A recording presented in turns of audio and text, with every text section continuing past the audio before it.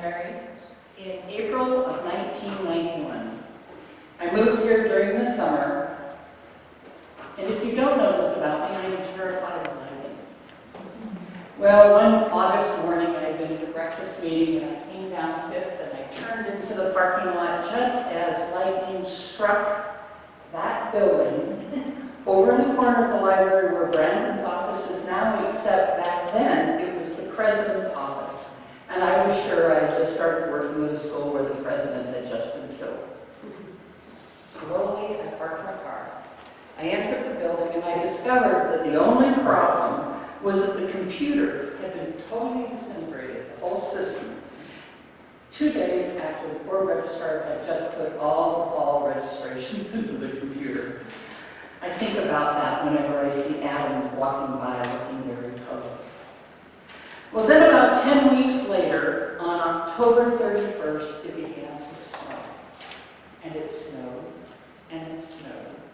And I had to cancel my class Friday morning, November 1st. Yes, my first Minnesota winter began with the Halloween blizzard of '91. And I learned very quickly more than I ever wanted to know about driving in snow and having rented a place that did not have off-street parking. Well, having grown up in the Pacific Northwest, known as the world of earthquakes and a volcano, I knew nature could be rough. But Minnesota proved to be a big surprise, and by Thanksgiving of my first year, still waiting, I was ready to move, preferably to a place with less snow and few lightning storms. I made the decision that first Christmas that I would stay here for 3 to 5 years, and here I am completing my 24th. As one of my retired teaching colleagues, Ed Martin, used to say, God works in mischievous ways. In years to come, when I had opportunities to leave, I could no longer imagine giving up what I had found and become part at United Seminary. When I came to United, I believed I was called to prepare people for the gospel ministry of Jesus Christ. For many students, that has been true, but one of the students on the search committee was, and still is, Unitarian Universalist. And there began my journey with the Unitarians, and so many others who have taught me by believing differently than I do, yet have come to me asking to share my gifts of teaching, of hospitality, of encouragement, and discernment. And they have taught me that ministry, my friends, is like love. It grows out of our passions, our callings, our claiming and using the gifts that we have been given and the skills that we develop. And because of United, I know that that has been so much larger a possibility in my life than I ever could have imagined. Our scripture reading this morning is the passage that anyone who knows me knows is my passage, my understanding of my ministry. Romans 1, 11, and 12. For I'm longing to see you so that I might share with you some spiritual gifts to strengthen you, or rather, so that we may be mutually encouraged by each other's faith, both yours and mine. Here's a recent story, and I'm so glad Sarah just walked in because it's about her. In the Christian education course in fall 2013, one day in class I innocently said, "So let's talk about faith formation."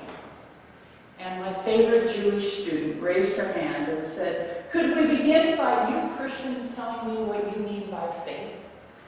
So I sat down and said, "Okay, what do we mean by faith?" And there began one of the most amazing conversations I participated in at United.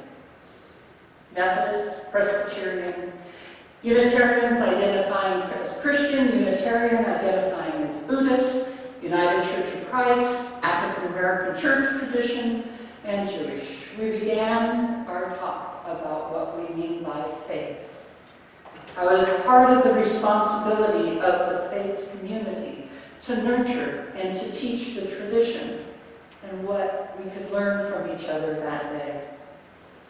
It was, for me, a day like many days at United, when I was thrilled to be teaching respect, appreciation, hospitality of ideas and of persons are among the core reasons that I have chosen to spend my academic career here.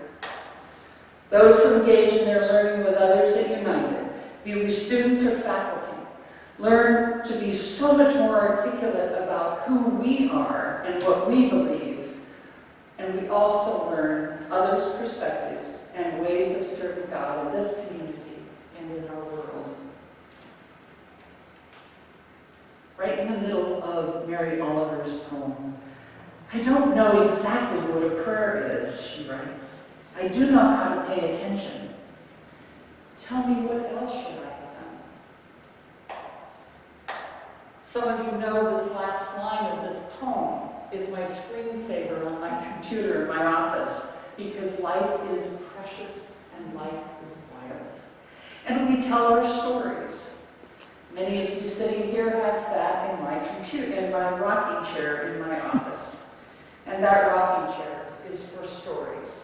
Some spoken, others that stay inside the person who comes in and says, I don't want to talk, can I just rock for a while? Students, staff, faculty, colleagues have blessed me with their presence and sometimes their stories through the years. Stories of joy and celebration, frustration and confusion, pain and journeys with difficult illnesses. I've owned that rocker for over 30 years, as I originally bought it in Seattle to help me live with excruciating pain through back surgeries, injuries, and long years of chronic pain. But in the years that it has been in my offices here, it has expanded beyond my sacred place to a sacred space that I know that will always remind me of persons and their stories, of the gifts that others have given me as I share my gifts with them. As Oliver's poem reminds us, to attend to each other is a form of embodied prayer. I love this chapel space. Some of you know that Molly, Bigelow, McMillan, and I are close friends. Our friendship began less through our mutual commitment and involvement at United, and more through serving on presbytery committees and being there for each other. I was there for her when her husband died, and years later she was there for me when my mother died. We are family, Molly and I. My dad died during the process of the building of this wonderful space. So I tie my inheritance toward that cross. Look carefully. It's easy to come into this space, look around, and almost miss it. It's not a cross on the wall waiting to be seen. It's a cross that is permanently cut into the structure of this space, of this Christian seminary.